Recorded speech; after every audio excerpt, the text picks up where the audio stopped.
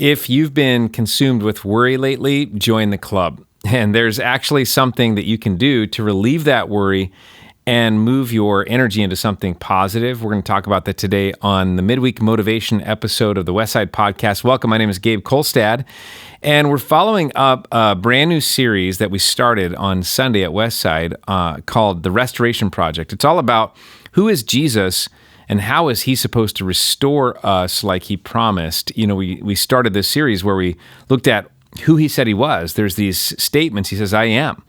And he answers the question, I am what? So we're going to look at that in just a minute, but I want you to know that worry is just a cheap substitute. It's a cheap substitute for filling in the blank, I am who? Jesus says, I am the bread of life. That's what he talked about in John chapter 6, and we unpacked it on Sunday at Westside. But when we worry, we're really kind of combating that idea that he is the bread of life. He's the substance, the sustenance for what we need. We have all these cheap substitutes, and in this series, we're going to be looking at what are the cheap substitutes that we fill in the blank with that Jesus really wanted to do something greater in our lives. And I want to talk about that in today's episode. Corrie ten Boom said, worry does not empty tomorrow of its sorrow. It empties today of its strength. You and me, we experience a lot of that in our lives where we consume ourselves with something that is totally pointless. It just fills our minds, fills our hearts, even fills our bodies with anxiety, but it doesn't produce anything. It doesn't do anything to help. And as I reflected on this problem, I realized that, separation from God would be the scariest prospect in life, because we'd be ending up as our own source of power. And when you worry, you're really separating yourself from the power of God, going, I'm going to be the solution. I'm going to be the strength. I'm going to be the source. In today's world, we're not only worried about all of the things that have been happening the last couple of years with the pandemic, but now we're worried about the war that's happening in Europe, in Eastern Europe, and with Russia invading Ukraine. There's a million different prospects of what might happen. There's not only the worry that we have of what about those poor people, those poor innocent people who we should be doing something to help, and we feel so helpless. There's all the worry about what's going to happen to our gas prices, what's going to happen to, our food supply, what's going to happen to our national security, what's going to happen to world peace, what's going to happen to my children's education, what's going to happen to the world that we hand to our grandchildren, all of those things. And, the idea would be who's sitting on the throne of our lives. If you picture a big chair, it's all golden, it's all fancy, and somebody's supposed to sit there. Is it you or is it God that's going to sit there? Because if it's you, you have to think about all the possibilities and the endless, prospects of things and the ramifications of other people's decisions and things you can't control. And then you start to worry about, well, how am I going to be the answer to all of those things? And then you put yourself in this space where you're dizzyingly busy and you're, trying to figure things out.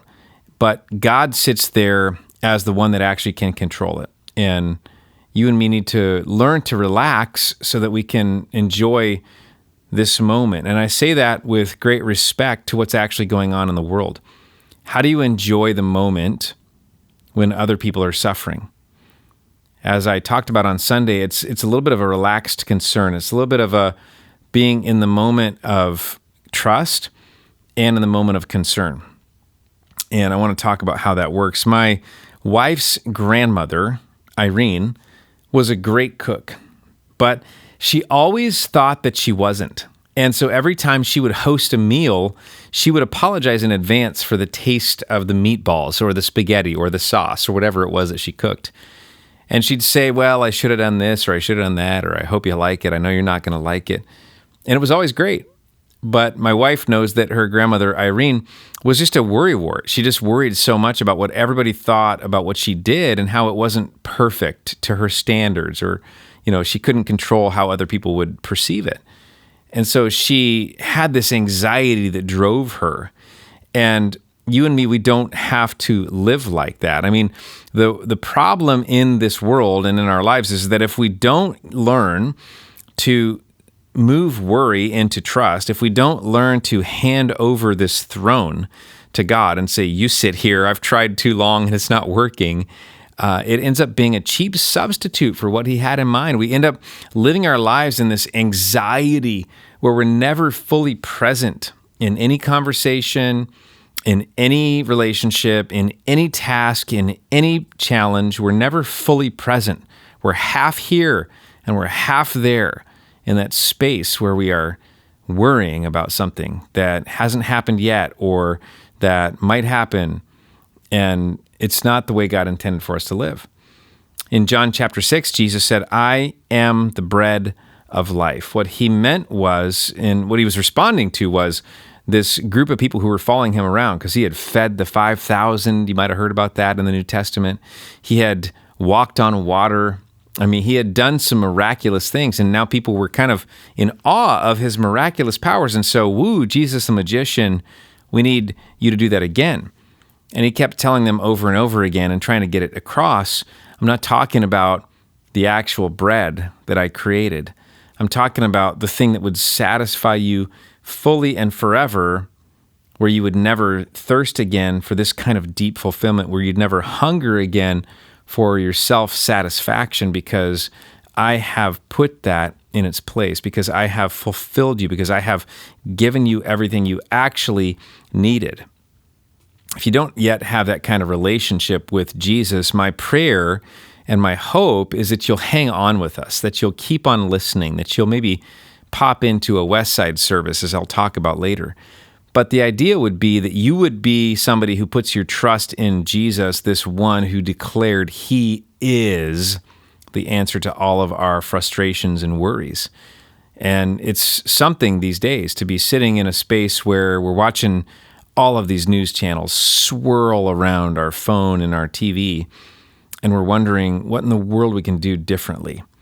I have a suggestion, and the suggestion would be, when you're filled with concern, to then reattach your concern to somebody greater. And that is to go, stop trying to put it on yourself. Stop trying to say, oh man, all these people are suffering and so I should ... There might be some truth to that. But the starting point is to go, God can do something greater. And, what am I going to do about this situation could be replaced with, what's the higher purpose here? So I want to ask you to reframe the question. When you start to feel that panic and that, I know the feeling so well of anxiety and of that physical thing, that physical reaction that happens when we start to be overly concerned to something. I know it all too well. I only experience it every single day of my life, like so many people. And what I'm trying to learn is how do I reframe that and stop asking the question, what am I going to do about this? And start asking the question, what's the higher purpose here? How do I join God in what he is doing? And, I think activism is okay.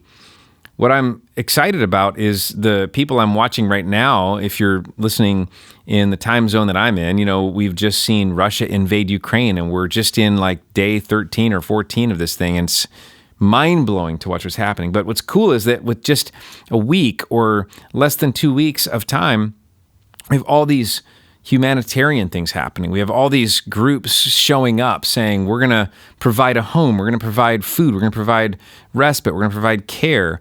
And activism is great. I think God intends for us to do things that are tangible. But when we start with what can I do, the problem is that we're putting ourselves on the throne and we're not strong enough. And worry takes over and we start to become consumed with ourselves. And, that was the problem in the very beginning when Adam and Eve, and they sinned and they departed from innocence and they departed from who God intended them to be, because they decided, we're going to be the solution. We're going to know everything. And that never works for us as humans. We're just not made for that. We're made to live under God's rule and under God's care and his knowledge and his power and his presence. And those are amazing things that help us to be people who are at peace. And that's what he wants for us. So instead, Jesus in Matthew chapter 6 says, don't worry. Don't worry. He uses those words. Don't worry about what you're going to eat, what you're going to drink, what you're going to wear, what you're going to do. He said, instead, I want you to seek the kingdom of God. What does that mean? That means think about the things that God is up to in the world and attach yourself to that activity. I mean, attach yourself to the fact that God himself is on the move, that he himself is wanting things to be a certain way.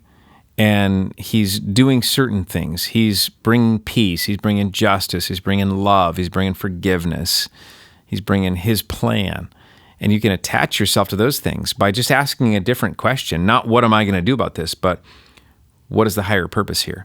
What is God already doing? How can I join him in that and then attach myself to his power and his movement? And there is a release that comes with that takes away that anxiety that keeps you up at night, that interrupts your dinner time with your kids, that, stops you in the middle of the workday and makes you ineffective, that worry that debilitates you and causes your heartbeat to go too fast, your blood pressure to rise above what's healthy. Instead, it's replaced with a peace that is a trust, that's a trusting concern that says, I know we're not in a perfect world yet, and I know that there are some things that I could be, moving toward. But I'm going to trust that God's going to reveal those things to me. I'm going to trust that I can attach myself to his activity and that I can be freed from this consuming life of worry. So I hope that that's just a helpful thought for you today, is to reframe the question, not what can I do about this situation, but instead, what does God want? What's the higher purpose here? How can I attach myself to that? I hope that you'll find this helpful. I hope that you'll do a couple of things today. I hope you'll subscribe to this channel. If you're somebody who's looking for practical help, we always talk about that here.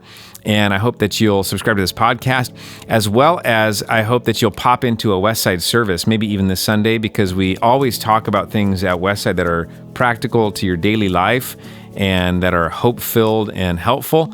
And I hope you also share this content with somebody that you know that might be looking for some hope today. But we hope to see you very soon, again, right here or at a Westside service. You can find out more at westsidecommunitychurch.com. We'll see you soon.